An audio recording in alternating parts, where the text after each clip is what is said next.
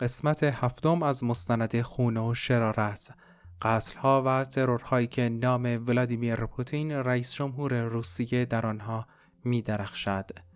پاول آنتوف بر اساس حقیقت، سایه‌های کرملین در هتل رایگادا، سقوط در هتل، آغاز یک معما. 24 دسامبر 2022 یک روز گرم زمستانی در شهر کوچک رایگادا، هند، جسد پاول آنتوف، نماینده برجسته پارلمان روسیه و یکی از ثروتمندترین سیاستمداران این کشور در کنار ساختمان هتل سایبایاین پیدا شد و از طبقه سوم هتل سقوط کرده بود. خبر به سرعت در رسانه‌های بین‌المللی پخش شد و همراه با آن موجی از تردیدها و سوالات به وجود آمد. فقط 2 روز پیش یکی دیگر از همراهان او، ولادیمیر بیدنوف، به طور مرموزی در همان هتل جان باخته بود. پلیس هند علت مرگ بیدنوف را سکته قلبی و مرگ آنتوف را احتمالاً خودکشی اعلام کرد، اما چیزی در این پرونده درست به نظر نمی رسیده. از تاجر موفق تا سیاستمدار برجسته، پاول آنتوف متولد 22 دسامبر 1957 در شهر ولادیمیر روسیه زندگی خود را به عنوان یک تاجر موفق آغاز کرد. او در صنعت فرآورده‌های گوشتی به ثروتی عظیم دست یافت و شرکتش یکی از بزرگترین تولید کنندگان روسیه شد. ثروت آنتوف او را به سیاست کشاند و در سالهای بعد او یکی از اعضای حزب حاکم پوتین روسیه متحد تبدیل شد. به عنوان نماینده پارلمان محلی در منطقه ولادیمیر، او نه تنها یک سیاستمدار بلکه یک اولیگاریش تأثیرگذار بود که به کرملین نزدیک بود. پیام واتساپی که همه چیز را تغییر داد. در ژوئن 2022 آنتونوف پیامی واتساپی منتشر کرد که به سرعت جنجال برانگیز شد. او در این پیام حمله روسیه به اوکراین را جنایتی علیه غیر نظامیان و غیر قابل توصیف کرد. این پیام بلافاصله در رسانه‌های روسی منتشر شد و واکنش‌های شدیدی به دنبال داشت. آنتوف تحت فشار مقامات این اظهارات را پس گرفت و گفت که پیام اشتباهی ارسال شده است. اما بسیاری معتقد بودند که او مجبور به عقب نشینی شده است. این ماجرا سایه‌ای سنگین بر رابطه او با کرملین انداخت، سفری که هرگز به پایان نرسید. در دسامبر 2022 آنتوف همراه چند دوست نزدیک خود از جمله ولادیمیر بیدنوف برای تعطیلات به هند سفر کرد. این سفر به نظر می رسید یک تفریح عادی باشد، اما 2 روز قبل از مرگ آنتوف، بیدنوف به طرز مرموزی در اتاق هتل خود جان باخت. گزارش اولیه پلیس هند مرگ بیدنوف را ناشی از سکته قلبی اعلام کرد، اما شواهد موجود در اتاق او داستانی متفاوت روایت می کرد. اتاق او به شدت آشفته بود و آثار استفراغ روی فرش و تخت دیده می شد.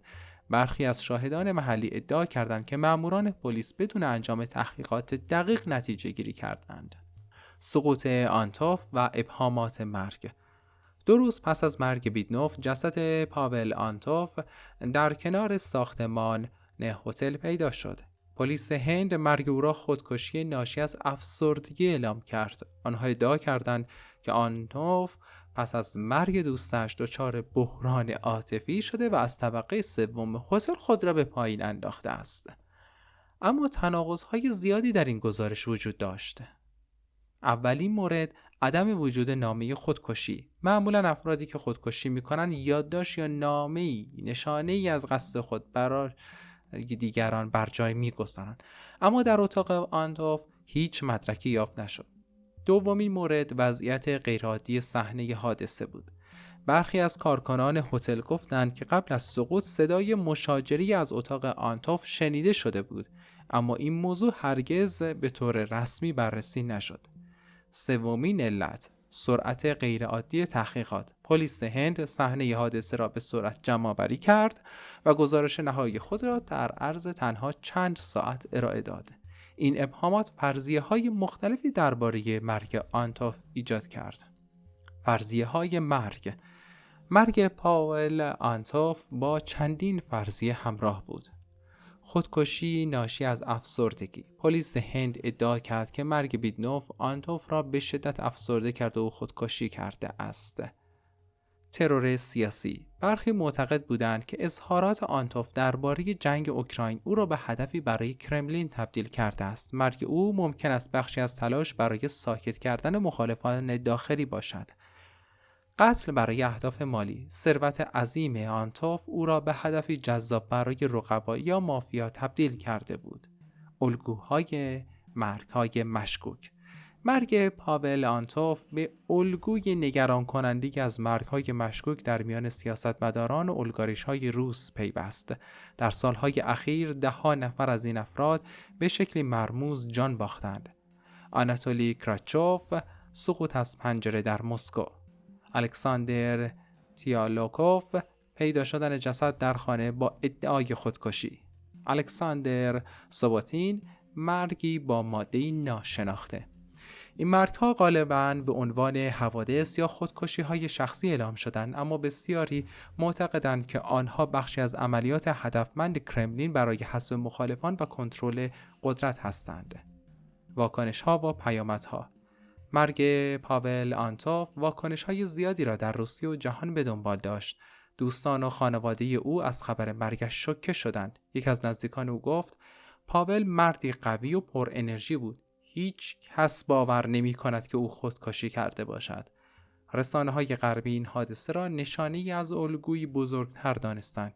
آنها بار دیگر به نقش احتمالی کرملین در این مرگ‌ها اشاره کردند.